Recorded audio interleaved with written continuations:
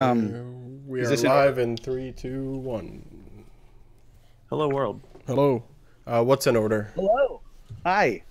Okay. What's in order, Kyle? Is the show notes? Yes. Is that the order we're gonna? Okay. I know last week we changed it last minute, so. Whole courtroom's out of order. Oh my god. Oh, thanks Twitch for letting me know that I'm live. Oh, are we live? Thanks, Twitch. Twitch. I gotta find that Periscope link though. Yo, you my homie, Twitch. It's on our Twitter. Okay. Yeah, that's usually where I look for it. Or Twitch. I gotta find that Periscope link though.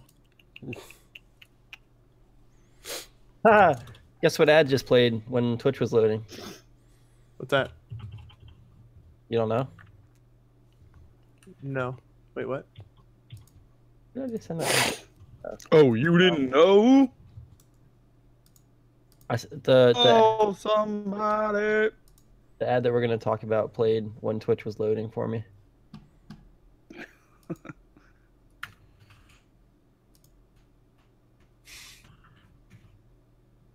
Isn't that special?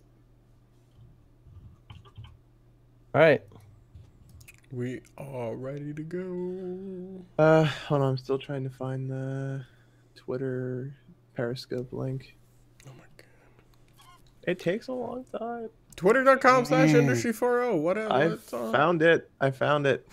Cool your jets. Take your jets and week, reduce Broseph. the temperature. Reduce the temperature of your jets. It's so cold in here, guys. So cold. All right, it's on the Facebook. What is that sound? Dang. That was either Kyle breathing or a jet turbine. I think that's just that's the sound of the I wind don't catching think his beard hair, right? It was this can of air. Oh, two can play that game. Wow. I don't know if I'm more surprised that you have compressed air on the ready or that you put it into the microphone during a broadcast. I've got compressed air within reach at all times, Jeff. Yeah. This is what you get for disappointing and doubting me. Okay, in all serious though, I am ready to go. Episode 37. All right, let's do it live. We'll do it live. Give me like 2 seconds. My computer decided it wanted to run very slowly. Go catch it. Oh my goodness, I'm so disappointed in myself. Oh On my god. And too on the chat. That was the worst. See how this goes. Yesterday I said I had the worst joke, and then today I just beat it. Or lost to it, however you view it.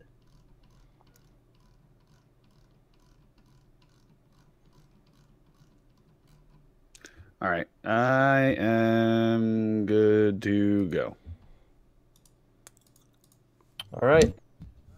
Not really, but I'm tired of waiting, so let's just do it. Okay. Facebook got the thumbnail wrong for the post, but it's fine. The link still works. We'll just leave it as an Easter egg. Damn it, Zuck. That'll be our little secret. Yeah. We couldn't get an ad spot.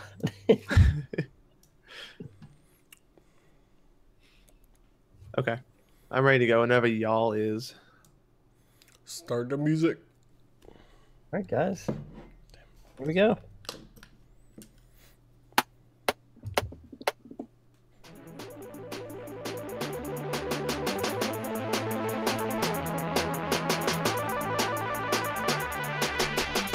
Welcome to I4O.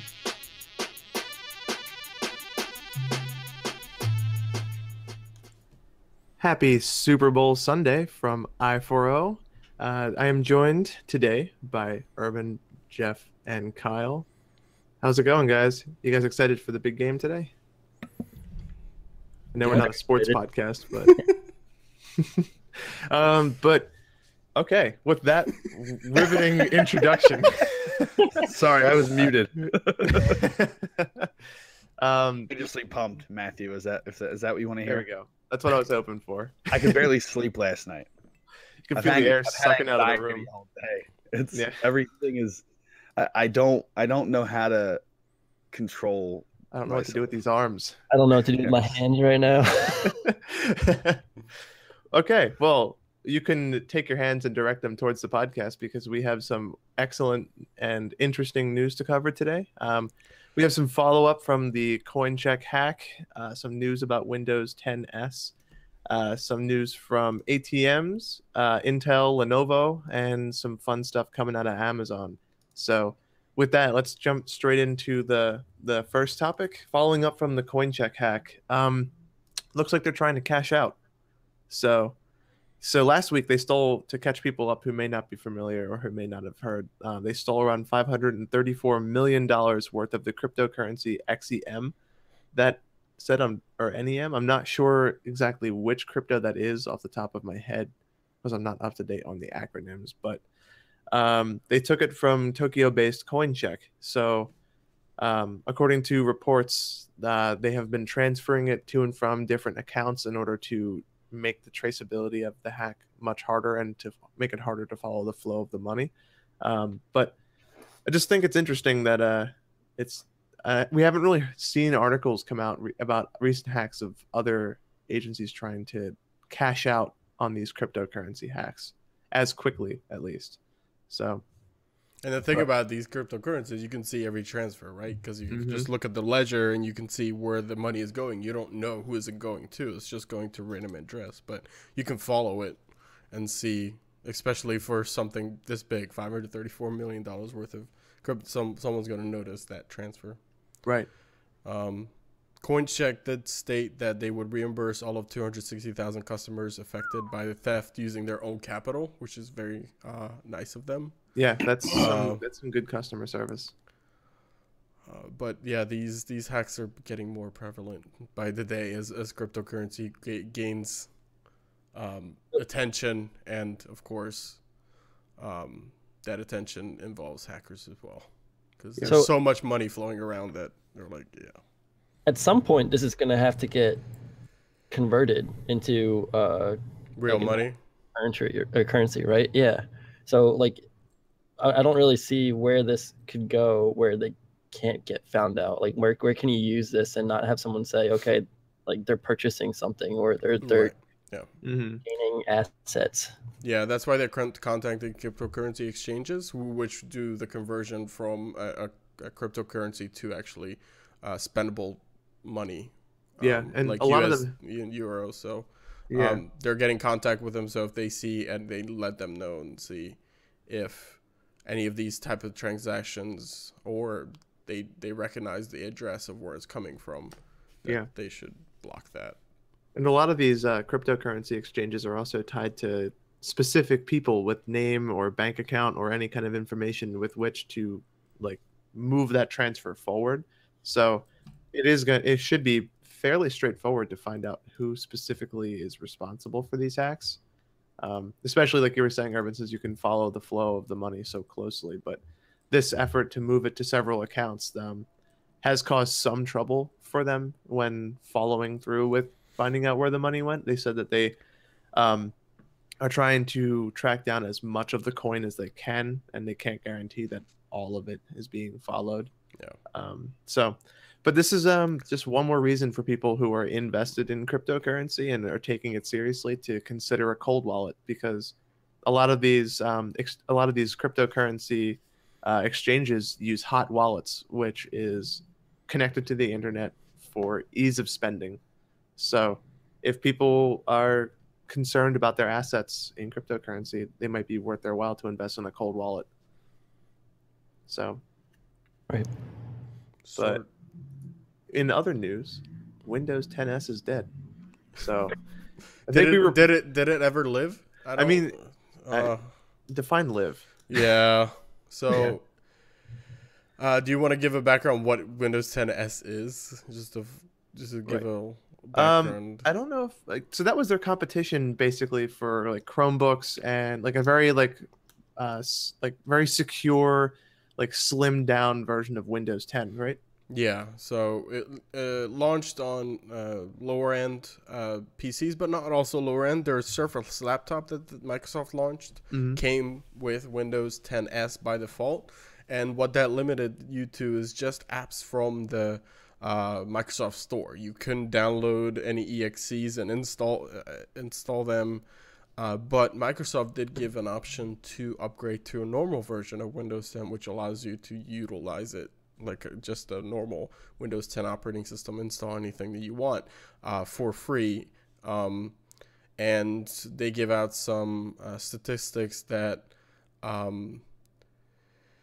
they said 60% of those who switch from the S version to the regular version do so within 24 hours of having the device. Maybe people just don't like Edge. Yeah, well, yeah, and yeah, exactly. They also force you to use Edge.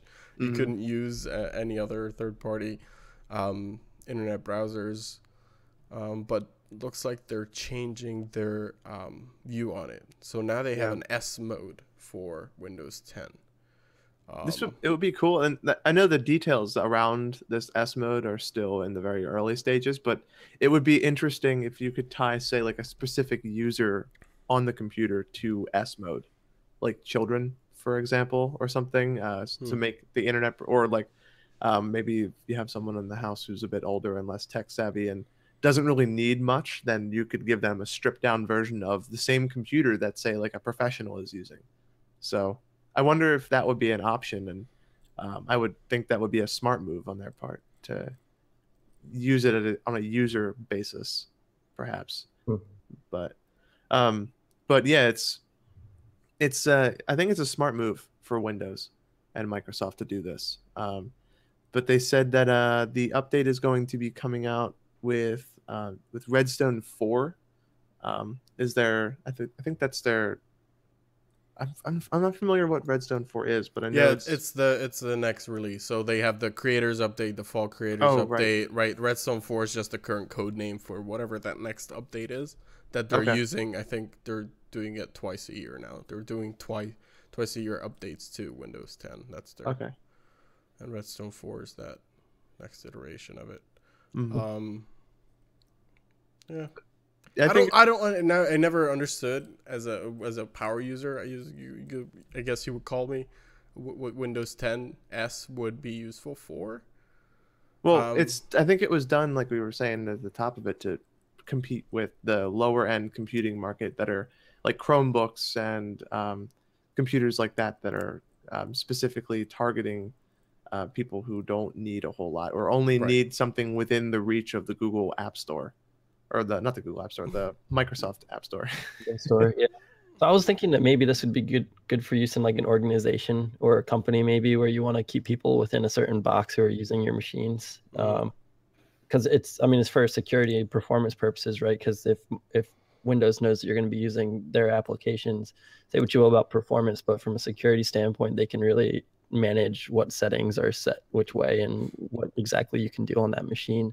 So like to a power user, like a techie like us who would want to configure their own settings, or maybe obviously use executable files, this wouldn't be of interest. But for situations where you have people who maybe don't know a lot about computers, or you want to make sure that they're really compliant with safety standards, this could be an interesting option. Yeah, for organizations, it makes sense because you're just limited to running that web browser and then perhaps just Office, right? That's what you're going to be using at the Office suite and Internet Explorer. And you can't just download a random exe and install it because it will just refuse it, and that'll protect them from any viruses that might come or phishing attacks. Yeah, and the security, to kind of branch off of that, Windows 10s touts high security, and it's only because it's a closed wall environment that it's secure. It's not necessarily that they're offering any additional security updates or anything to this operating system over Windows 10. It's just that it is I guess, to put it bluntly, a more idiot-proof internet experience in terms of not being able to download malicious files or controlling what gets on the computer from Microsoft's level to only Microsoft approved software. Right. This is a change from the S. So when 10S launched, you were only limited to running Microsoft's own Defender. security or antivirus program, but now it looks like the Microsoft says there will be AV and security apps within S mode. So that's interesting. I think it means that you can install third-party security and AV apps in S mode, but it's still early, so it's still not very clear if that's actually what Microsoft means by that. It's interesting though, but I would have figured they would have closed off third-party over Windows Defender, but yeah, like you said, I guess we'll find out in later announcements, and I'm sure we'll be reporting on this again as well. Yeah. But speaking of closed boxes, ATM hacks are starting to find their way into the U.S. and the term is considered ATM jackpotting. So it's just people posing as an ATM technician and breaking into the ATMs with which to take all of the money out. But this is very interesting. And I know, Jeff, you brought this article to the show, so I'm curious to hear your thoughts on this. Well, first off, it should be stated that the ATMs are using Windows XP still. Yep. So just like the conversations we've had about your polling or voting booths that are vulnerable, you got the same situation going on here. Yep. So like Matt was alluding to, the people who are executing these attacks, they've been doing it for quite some time now in Asia, Europe, and Mexico, but it's making its way to the U.S. Some would say finally, because it's been suspected this would happen eventually. And these people are walking up to the machines, acting like they're technicians so that they look like they're there for a legitimate reason. They use a laptop and they have a mirror image of the operating system for the ATM, and they have malware on that operating system.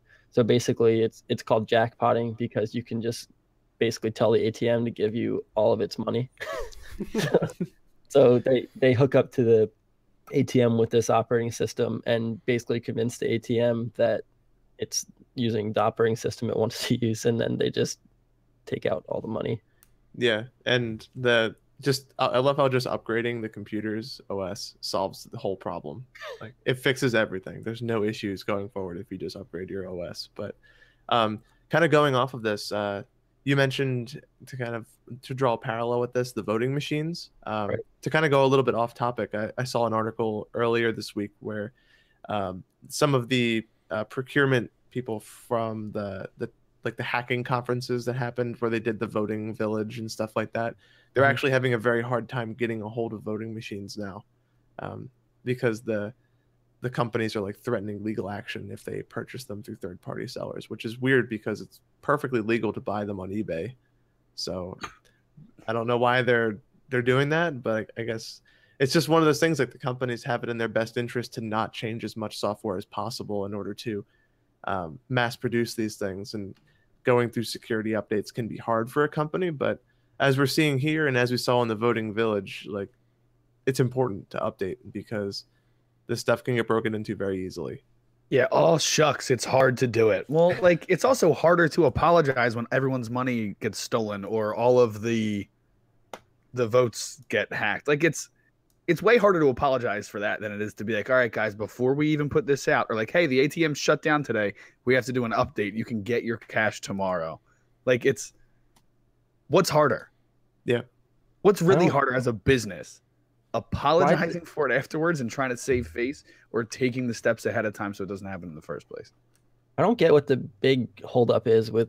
I mean, I guess there'd have to be some extensive testing, but if you already know this image is bad, why not upgrade? Like it doesn't take a long time to migrate software to a new operating system, especially like voting or like dispensing cash.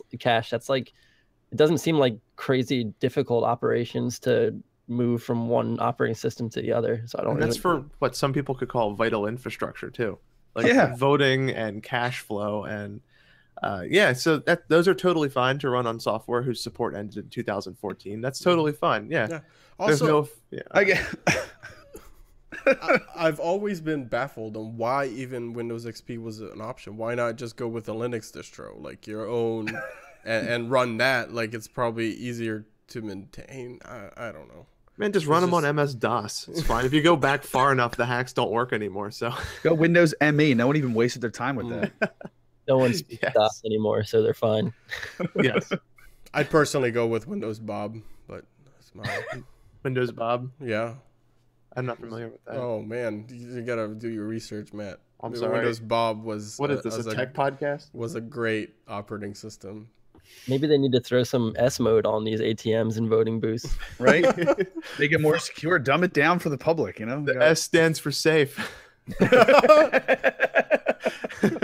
You know what, though? I mean, it mentioned in the article, too, that you could replace the hard drive outright. But why not just, like, not allow these things to be connected to via Ethernet? Like, if you maintain the image from the hard drive itself and basically know, like, oh, if someone's opening up this box, you better go check their credentials and make sure they're legitimate. Nah, dude, he's got a clipboard. And a hat. He's got a gray jumpsuit, guys. What do you want? He's in a big van. It's not sketchy at all. Yeah, walks in with the words ATM man taped to his back. You know that guy's got some credentials. The van's filled with cash, so he must be an actual ATM guy. Yeah, of course. Walks out with a gym bag full of cash. All right, so my only question is, when you say that ATM man is taped to his back, do you mean like it's written out in duct tape ATM, or is it like a piece of loose leaf ripped out of a book? I'll accept both answers. Okay. Both of them are. I want to get the clearest image for the public, for our listeners out there. Oh man, but yeah, not to make light of it, but unfortunately, we are probably not going to see an attempt to stop this until it becomes way too widespread of an issue. But a general PSA to the public: if you do see a man with an ATM man name taped to his back or written on loose leaf paper taped to his back, then please run his credentials by the establishment that he's in before allowing him to do his work on the ATM. But Or her. I'm sorry. There you go. I formally apologize. But yeah, Spectre. Yeah, Microsoft has been having issues with their emergency update for Spectre that they released. I guess it's been a couple of weeks now. So they had initial issues with AMD processors where certain ones would just shut down and would refuse to boot if you installed this update. Then they pulled that one, and now it was causing for Intel processors what they call more than expected amount of reboots. I don't know what that means exactly. More than zero. More than 3 reboots. How many times do you expect your Windows to randomly just reboot? Mine is 0. It's like now that you think about it, I'm a little overdue for my first reboot today. Yeah, when does that happen? It's not like it happened to me as the show is starting. Right? Yeah, we didn't have any technical. Maybe you were affected by this update. I don't know. So Microsoft has released an emergency patch that's out of their typical Tuesday update, the second Tuesday of every month, that disables this fix temporarily until they can get a proper fix out there that doesn't cause issues like data loss and corruption, which is not good. No, those are things I typically try to avoid when updating things. Yeah. I'm sure there's a lot of frustrated sysadmins out there. Yeah. Applied this patch because they're like, oh, cool, we can fix the Spectre bug or at least protect against it. And then people are like, my computer is restarting all the time. Yeah. From when this initially came out, I mean, I definitely noted that this seems like a Band-Aid, and it does now seem like that's exactly what it was because it was so rushed out. But apparently Intel knew about this back in July. So I don't know how much warning it gave to all the vendors like Microsoft to try to get this fix out, but yeah, the Band-Aid didn't work, so looks like it rushed it. I know Linus Torvald, who is the creator of Linux, was very vocal on how bad their Microsoft's patches have actually been, how badly coded, and all the issues that have been causing to computers out there. So he was very vocal about that. It seems like that's like, not to just point fingers at Microsoft, but it seems like that's across the board, like poor update checking and just like the inability for some of these big tech companies to get these updates correct. It seems like there's this big push to rush updates out to the market. Mm-hmm. Hey, finding reliable verification teams is hard, you know? Yeah. I was even gonna say when you first started, like, oh wait, something's wrong with Windows again. Hold on a second. Oh man, it's crazy talk. It is. Get out of S here. stands for I Spectre. feel like this isn't the. I think this. Sorry, I feel like this isn't the first time that we've discussed on the podcast where someone was like, "Ah, well, they knew about it back in July, but they didn't really do anything until December." Like, Yeah. Windows. I mean, it's commonplace for people to be like, it's not like really an issue yet. So I guess we'll like tell like Bob in accounting, like, there might be an issue just coming. Just be heads up. So Yeah. there's like a dialogue right now about this, whether or not it was right or wrong to delay their announcement, because I mean there's 3 active class action lawsuits actually right now against Intel, not against Windows, but against Intel, in California, Oregon, and Indiana, because of the vulnerability itself, Meltdown and Spectre alike, and also their delay in disclosing it to the public. But they're kind of defending themselves, saying, well, if we release this information to the public, there'd be more people trying to act on it since July, as opposed to now hearing about it in December or January, what have you.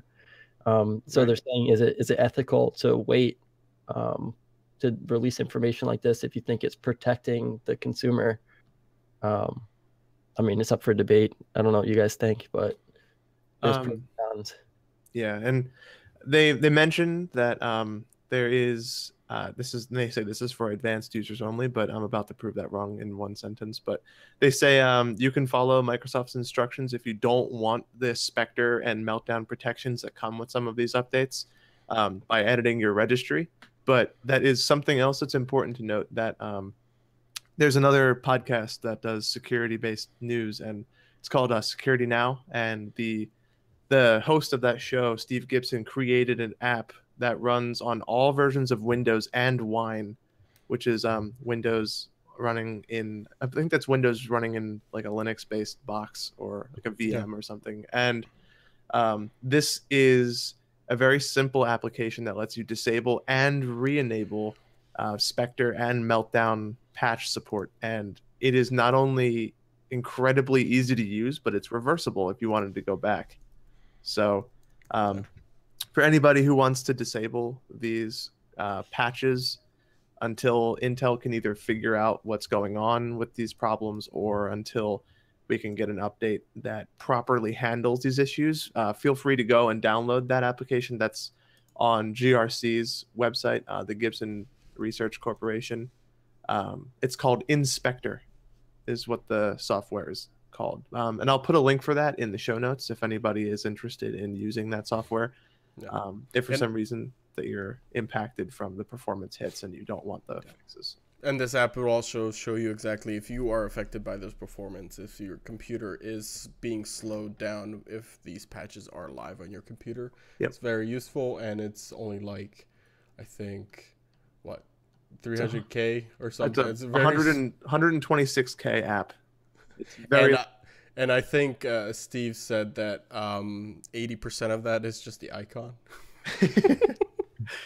And also, it's important to note that anybody who's not familiar with Steve Gibson, he was the writer of the software. I think Never 10 was the program that he wrote. And he's also done programs such as SpinRite and other tools that have been incredibly helpful across the internet. So anybody looking to disable these updates, feel free to check out that patch and download that, because that is arguably the best approach to doing this instead of editing your registry. I will never recommend anybody edits their registry in any way whatsoever unless following very explicit instructions or letting Steve Gibson do it for you, because he provides the ability to reverse those changes, unlike what Microsoft has. So just a little PSA that I wanted to put out there for any listeners who are looking to handle this on their own, take matters into their own hands. So something we can't take into our own hands is Lenovo's fingerprint manager, leaving your passwords vulnerable. So I really want, like, if it wasn't for all of the slew of issues that Lenovo has had over the past couple of years, I would really like to own a ThinkPad. Their tablet or their laptops are like really nice, but yet again, Lenovo has left users vulnerable to a breach.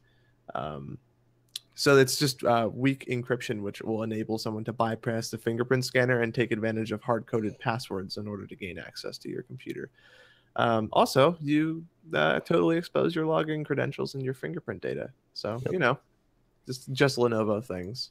Yeah, Lenovo has been really bad at like putting bad software on their computers that either reduce the security or just remove it completely, or exposing sensitive information to anyone with the ability to access that. The good news is, though, if you're buying a Lenovo or if you've just recently purchased a Lenovo laptop and it came with Windows 10 on it as opposed to Windows 7, 8, and 8.1, you're fine. You don't need an update because this software did not come on any Lenovo laptop running Windows 10 from the start. And also, you can't exploit it via the internet, only with local access. So it's not a major problem, but the fact that Lenovo is still experiencing these types of issues is concerning as to what else may be lying under the hood. But it sucks because their hardware is so nice. The ThinkPad is nice. I don't know. Your intro to this segment, I mean, I don't have much to add. I mean, you guys are right because I feel like Lenovo, like you said, everything looks great out of the box, and they just keep running into issues. I mean, there's no debating that. But your intro, the way you phrase it, I had a flashback to how gamers were in 06 and 07. They're like, I love the 360, but the second I turn it on, everything melts. Like, I have to get a plate now. It's just the red rings of death. Yeah, the whole motherboard just separates from the rest of it. I don't know what to do anymore. Yep, it's just something that is worth noting, and also the article does mention that a patch has been released for this, but regardless, it's something else in Lenovo's long list of issues over the last couple of years. But moving straight into other news, we have some developments from Amazon, Berkshire, and JP Morgan Link forming a new healthcare company.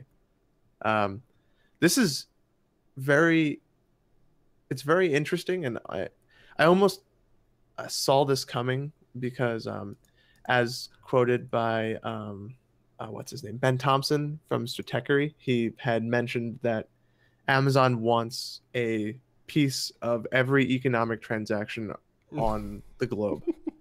And this is a huge step in towards getting into that industry, as I believe one of the articles mentioned, on the Stratechery article, that healthcare was 17.9% of the GDP of 2016. So that's a big market to get a piece of for Amazon. Anybody else want to lead on this? I know that they're trying to merge the boundary between healthcare providers and some of the retail bases, such as like CVS and other companies like that. But I don't know if anybody else wants to jump in on this. Yeah, they pretty much want to provide their own healthcare. They want to bypass the current systems, whatever it might be, for your insurance provider through your work, right? So if Amazon wants to do that themselves, provide that healthcare cost, and also perhaps getting into selling prescription medication directly to people. Mm-hmm. And immediately after this announcement, both CVS Health's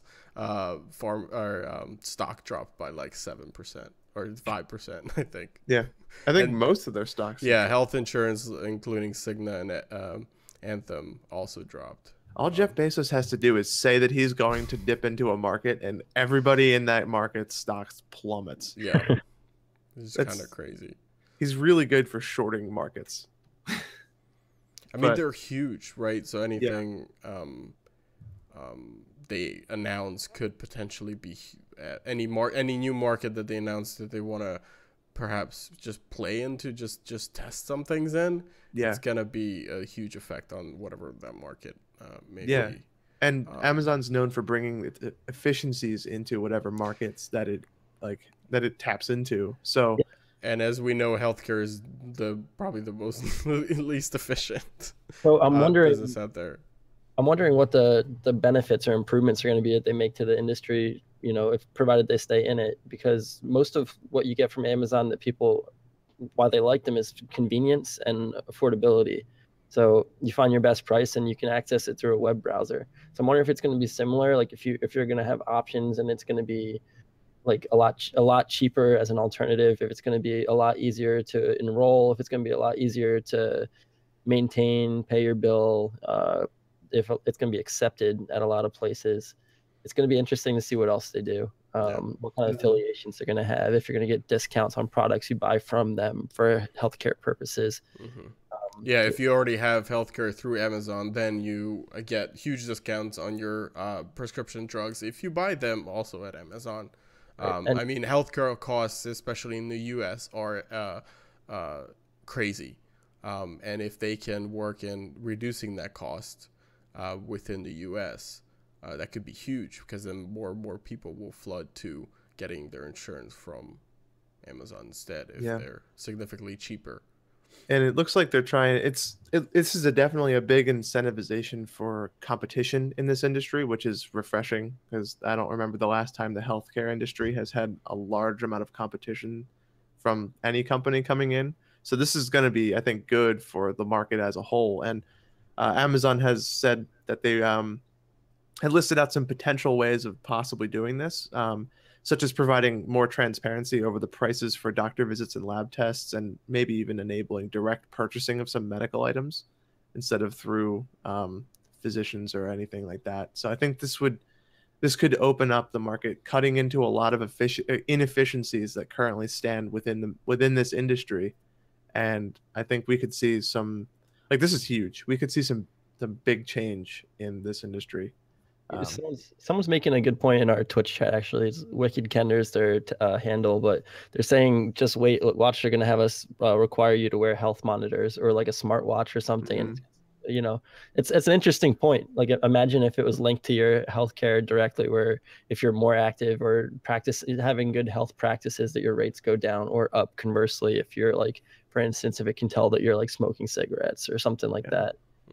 I'm just imagining the Echo making like offhand comments about your health in the corner of the room, like, "Oh, you've sat down for 5 hours. It looks like you should get moving," or, you know, really, Matt, another piece of cake? Huh, that's your third piece of cheesecake today. Open the fridge door, really though. I could completely see that. Alexa, place the order to Domino's. Are you sure about that? This is the third time this week that you've ordered Domino's. Are you sure? Too, like with the Amazon Go, like we were talking about, or Whole Foods, where it can maybe recommend a healthy diet to you or something like that. Especially if they have access to what conditions or illnesses you have, maybe they can recommend like your medicine or what diet could help with certain conditions that you have. Yeah, I could definitely see it evolving to that level too. I mean, it's kind of like next level healthcare. It's not just the medical part. It's kind of like a doctor and a physician and a nutritionist and all kind of wrapped up into one. I could see it getting there for sure. It's weird, and you know, it is invasive in terms of privacy. Like, do you want one company knowing all this information about you? I mean, besides the fact that Google and Amazon can infer a lot about all of us, it's getting to a point where they're going to know basically everything there is to know about you. So it's weird. It's an age of tech, like a lack of privacy, pretty much, in the advent of new technologies. But for what benefits it could provide, that's up to you whether or not you want to participate. Maybe it's not up to you. Maybe it's just going to wind up taking over and do it. Yeah. But walk into a CVS and you don't have to check out at a cashier anymore. How long do you think until Amazon tries to buy CVS or a company like that so they can have a pharmacy? Hey, I mean, their stock just dropped, so the price just reduced. The value just reduced significantly. It's like, if they just keep announcing and they wait till they're worth nothing, and they just brought it off for pennies on the dollar. What if they just keep making fake announcements until CVS stock plummets, and then they're just like, "We're just going to take your infrastructure and build off of that. We're not going to do anything on our own." It's funny but depressing, because they actually would probably do that. Oh, yeah, they could easily do. Yeah, they could just target any business that way. They have actually done that in previous businesses. I mean, that's actually a thing. Amazon has done that, where they run a business so slow to the ground because they were threatening this particular business from Amazon that they became so cheap that they just bought them up. The W in Walmart stands for weenies. Walmart stock tanks. They just buy Walmart. Oh my goodness. They could do it. They could. Jeff Bezos is going to take over the world. This is what we get when we get late stage capitalism. Hey, he is the richest man ever to live on this planet, and he's not willing to give up that title anytime soon. Yeah. What a change! It shows you where the industry is booming too. Because back when personal computers were, becoming really relevant and everyone was starting to use them, you saw Bill Gates, get insanely rich from Microsoft and Windows. Mm-hmm. And now you see Amazon, where they're just starting to take over. How insanely rich Jeff Bezos is getting. Yeah, these people can, and they also mentioned these companies that have joined together, Amazon, Berkshire, and JP Morgan Link. Those three companies combined have a market hit of $1.6 trillion. So that is a huge influencer in the industry. Casual. Yeah. So yeah, that's all right. Some big stuff coming through. It's exciting. Yeah, it'll be interesting to see if other employers adopt this healthcare too. Yeah. Not just those involved. Doesn't it freak you guys out that companies can just do that though? Like Kind of. that they can just kind of just do what they want to another company until that company doesn't exist anymore. Yeah, that has happened across. Like, I mean, you go all the way back. I'm not saying just Amazon. Yeah, everybody has done it. Yeah, but it's just like one of those. We're gonna potentially see. I wouldn't be surprised over the next couple of decades if you see some rewriting of the antitrust laws to account for industries that are now not only just consuming all the business in their specific industry, but taking over multiple industries and cornering an entire section of the market. Yeah, it's like monopolizing, but in a different form. Like it's not just one industry that you're dominating, but when you have a big presence in all of them. Yeah, absolutely. Also, you saw that with Walmart too, with the trucking industry and their planes and all that stuff. There's an association too, like the company that you get your groceries from and it gives you the medicine that makes you feel better. Like you're going to like that company inherently. So it's going to be hard to convince the public of any wrongdoing if there is. So. Yep. This is Jeff Bezos' world, and we're all just living in it. Yeah, you're gonna get to see him later. Yeah, yeah. During the Super Bowl, there's a couple of ads that are coming in. But to just get a couple of other things that we have in the news, Samsung is confirming, going back towards our cryptocurrency talks and cryptography, and they're confirming it's making ASIC chips for cryptocurrency mining. So, cryptocurrency and mining has been a pretty big and hot topic in recent news with the rising costs of graphics cards and increase in the trend towards people building their own mining machines. And it looks like Samsung is trying to get in on this, making they already produce high capacity memory chips for GPUs, but now they want to start making ASIC chips, which anybody who's not familiar with that, an ASIC chip is a type of card that is incredibly good at doing one thing and one thing only. So it's not going to get you high frame rates in Crisis. It may not be able to run any of those games, but it's definitely going to mine at insane rates. So yeah, so every time someone comes out with a new type of ASIC chip, it typically increases the difficulty of mining that particular coin, cryptocurrency, because it improves the efficiency. So if someone big like Samsung is getting into manufacturing these, I'm assuming they're going to improve the efficiency of these chips to mine these coins way better, and that's going to increase the difficulty, and it's going to be a flood of money going into trying to get people hands on these ASIC chips. There's currently ones that are, the biggest one is Bitmain, that I've heard of, that manufactures these type of machines that contain these ASIC processors, and they're really powerful, but like Matt said, they're only good at doing one thing. So if that device or that that device is no longer efficient in mining a particular cryptocurrency, it becomes just a doorstop. A $3,000+ doorstop, which is kind of crazy. Yeah, you have to buy them pretty much as they come out. Otherwise, your return on investment is going to be non-existent after a couple of months. Well, that's the thing is it's such a booming market in cryptocurrency right now that everybody wants a piece. So they stand to make a lot of money off of this, because if there's now hardware that's, and by the way, ASICs, application specific integrated circuit, for anyone who doesn't know, if they have application specific for mining cryptocurrency, and basically people who have this chipset, or the people who have this chip are gonna stand to mine more cryptocurrency and do it more efficiently, and you can make money back doing it, so you're paying off your card potentially. There's going to be a lot of people who are going to want to get into this. But I think Samsung is going to make a boatload of money if they get this out in the near future. Well, there's another news that they announced the earnings, and they're already making a boatload of money. so they're going to make even more boatloads of money. Right. So they had their related news. Samsung did their earnings call this past week, and they had gross total revenue of $69 billion in 2017, and that's eclipsing Intel, who had $62.8 billion reported revenue last year. So now that makes Samsung the biggest chip maker in the world, and that's just their chip a division, right? Because Samsung makes a lot of stuff, fridges, TVs.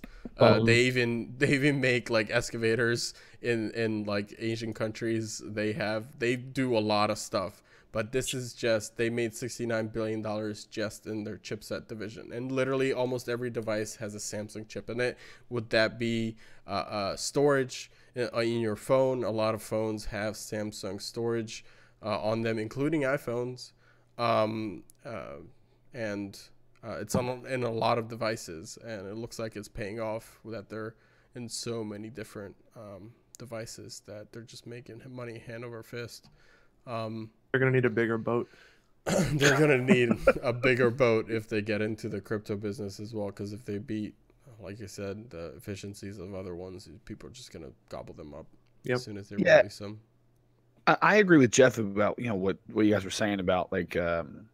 They got to get this out quick. I mean, they're jumping on the fact that like this has now become the fad thing. It went from like you have to be super techie to like just go talk to Bob in accounting again. What's up, Bob? He's still there. Go talk to Bob in accounting again, and he shows you how to do it in no time at all. And all of a sudden, you're just like, hey, look, I'm part of it now. I think it's. I mean, obviously, it's in some cases very legitimate, but it's become the trendy thing to do. I mean, when our friend, and I don't want to name him by name, but I think you guys know who I'm talking about, when he bashes things and then eventually jumps on, that's how you know it's become the trendy thing to do. Name's Bob. Microsoft Bob. Exactly. Yeah. That's right. So I feel like that was the sign to me that like the next person to step up with something like we're talking about Samsung doing right now is going to be the people they're capitalizing on the trend. It went from a high tech thing to a trendy thing, and if they get this out at the right time, they're going to make that money back, or they're not going to have to worry about sitting on a bunch of chips. They're going to be selling like hotcakes, and people are going to think they're going to make that money back right away. It's a huge name too, like Samsung. Everybody knows Samsung. Yeah, exactly. Yep. Yeah, and this also comes on the heels of some of the bigger names in graphics cards announcing iterations for their new chips. So you have like NVIDIA's Volta line, which is going to be coming out this quarter. I think AMD has also announced updates to its current line of graphics cards as well. So Samsung is getting in right at a good time, right as the market is beginning to iterate and prep itself for what is going to become now a split market where they're catering to both gamers and miners at the same time. So provided crypto mining continues to be a popular thing to do. Right. Yeah, and we've seen a bit of a market. It looks more like a market correction than a burst of the market. Yeah. But yeah, that comes right at the heels of that too, with Bitcoin dropping almost $2,000 over the last couple of days. So, I mean, it is what it is. But also, ASIC miners are loud. Like, yes. I would never. If you get an ASIC miner, don't put it anywhere where you want to have peace of mind or you need to think, because it sounds like a jet engine almost. taking. Like I recommend anybody who hasn't heard or seen an ASIC miner to go on YouTube and just listen to the soft shriek and screaming of an ASIC miner hard at work. So if you're planning on recording a podcast, you might not want to have your mining rig right next to it. Yeah. Move your ASIC miners into a different room. Right. But application specific rooms. Yes. Yes. So now back to cover a little bit of news. There's a pretty big event happening today. It involves a bowl of sorts. And it's pretty fantastic. A Super Bowl. It's the Puppy Bowl. Ervin. No. No, it's the Super Bowl. Guys, we're late for Wing Bowl. That was on Friday. Oh, no, man, we missed it. Super Bowl L2 is happening today. So with that, there has been some commercials that are coming out. One of which is by our good friend Jeff Bezos, and the tech around it is cool. We can get into the specifics around the commercial itself in a second, but the technology behind how they're going to get this to work is actually interesting.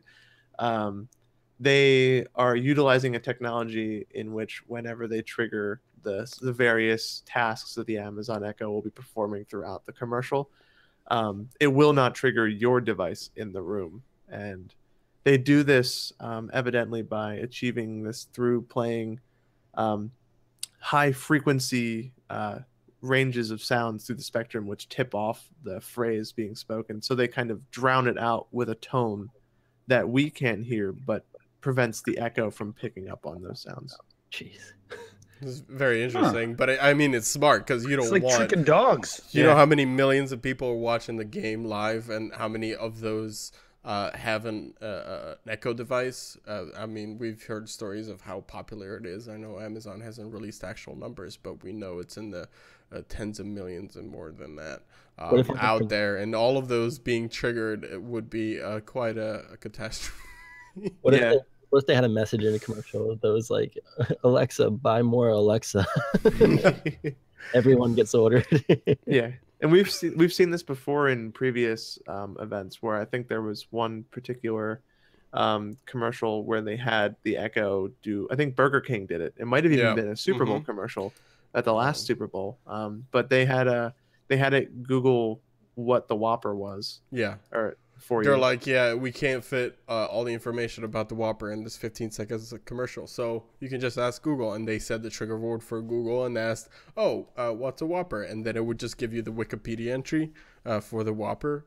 It would trigger your device in the room, and then Google quickly shut that down. Yeah, that it wouldn't do that, because they're like, don't do that. That's a good idea, though. I'm sorry. I mean, how expensive the Super Bowl ads are. Yeah, just 15 seconds. Hey, Alexa, tell them about this, and then just back out. It's like 5 seconds. That's it. We're out. It is smart. Smart marketing. Very, very smart marketing. Whatever agency came up with that, props to them. But it is kind of annoying when you're triggering people's own personal devices through the television. As it would turn out, that bothered several people. Yeah. Well, it's like what you two did. Yeah. Are we doing the same thing right now, though? If anyone's listening on a smart, yes. Apologies. Play the latest episode of Industry 4.0. Alexa, download I4O. Yeah. Again. I've seen. I want to bring up one thing. So Jeff Bezos is actually in this commercial. Yes. I've seen online there several people in the tech industry aren't really a fan of Jeff Bezos becoming the face of Amazon like that, being so public as a CEO. I don't know if you guys have any thought of that. I'm sort of leaning that way as well. I don't know, like, as a CEO, you just stay running the company. You shouldn't be like in commercials. Like, how many times have you seen actual CEOs be in commercials? I don't think he's the first person to do this. I know. Vince McMahon, number one. Thank you. Okay, that's all you need. There you go. He fights people. Problem solved. End of discussion. But yeah, so I don't think he's the first one to do this, and I don't think he's the last one to do this. I mean, CEOs tend to put themselves in fairly publicly facing positions anyway. Like, you will have them at their keynotes, detailing things. You see them on the news.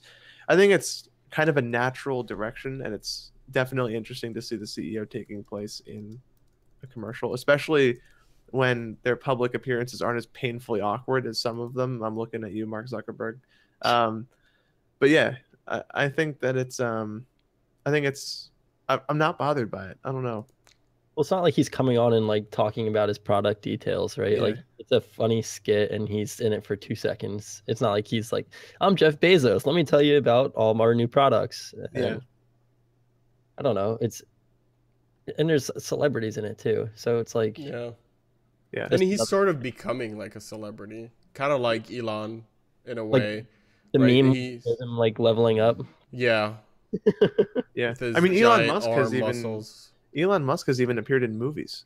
So This is true. And TV shows. He's been in The Big Bang Theory. He's been in several other. yeah. So we're getting into this era of communication where, I mean, we're getting, this is also in the same time as we're receiving tweets from our president rampaging about what pin he wore during a show or something like that. So Okay, man. The Apprentice, he did it. yeah, I mean, like it's a different time. We live in a different time in terms of how public facing our officials are. But Shark Tank, that's another example. there we go. Yeah, he was even on WWE. He's in their Hall of Fame, by the way.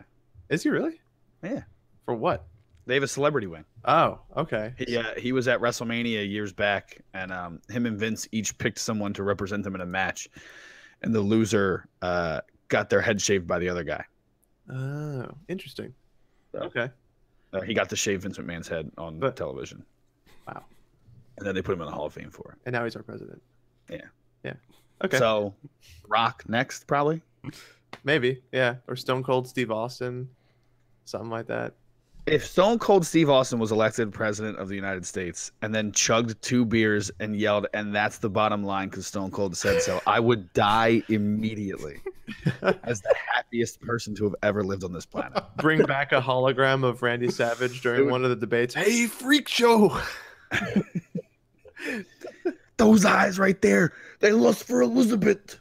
Oh my goodness. But yeah, so What you gonna do, brother? What you gonna do? but the tech behind the Amazon commercial is great to drag it forcefully back on topic. It's funny because I did mention how cool of an idea it was to do what they did before, where they set up everyone's devices on purpose. Yeah, but to not only have a cool ad and then be able to boast about the technology, like, hey, guess what? We're not going to set all your devices off, even though it would be super easy to do so and great marketing. Mm-hmm.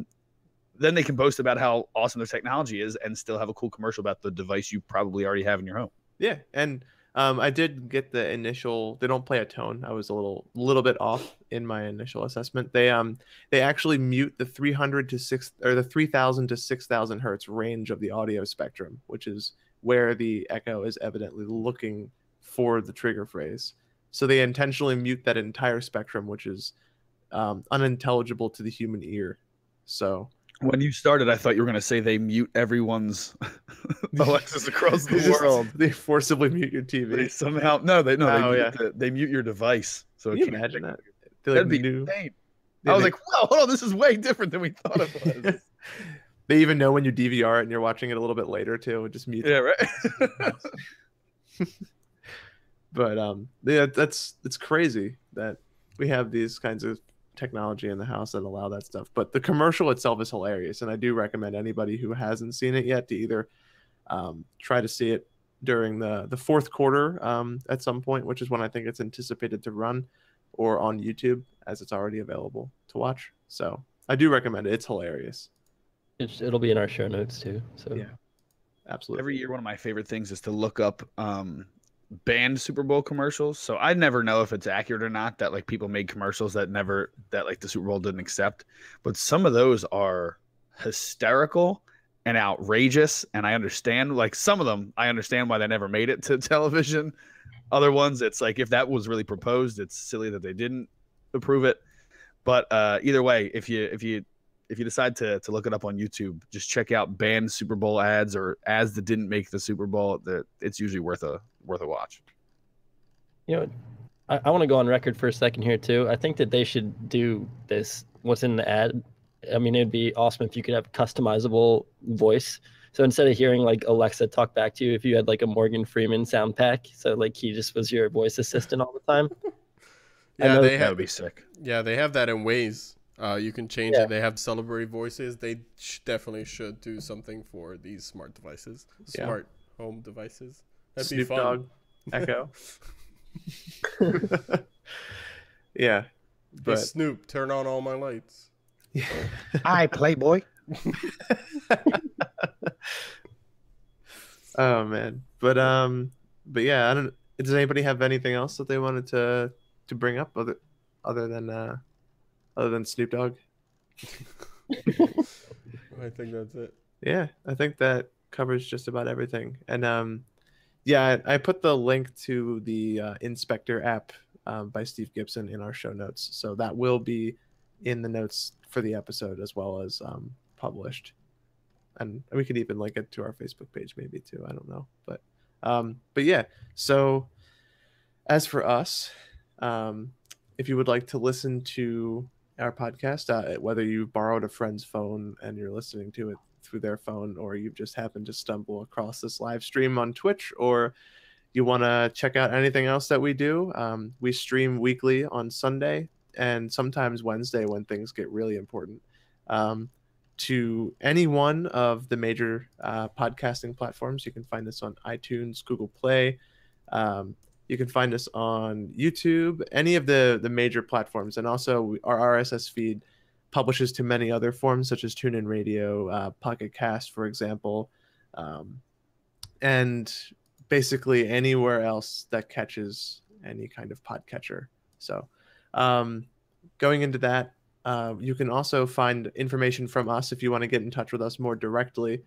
You can leave us a review on iTunes or on Facebook. That helps us get more accurate information to you guys, and we love reading the reviews as well. I'm gonna actually check our iTunes in a second as well to see if we haven't had a chance to look for any new ones, but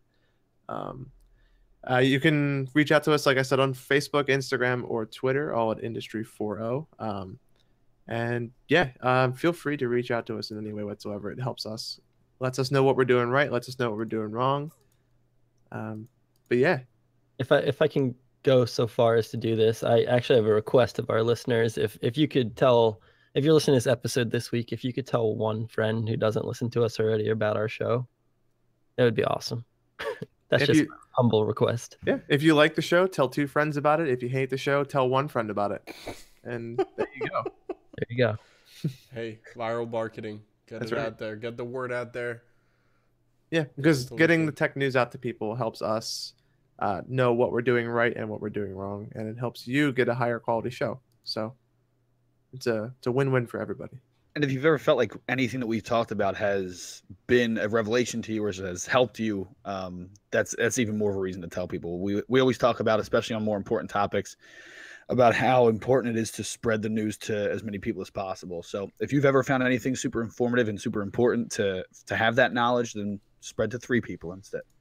Yeah. Anywhere from 1 to 3. Yeah. Mm-hmm. Yeah. The I stands for information.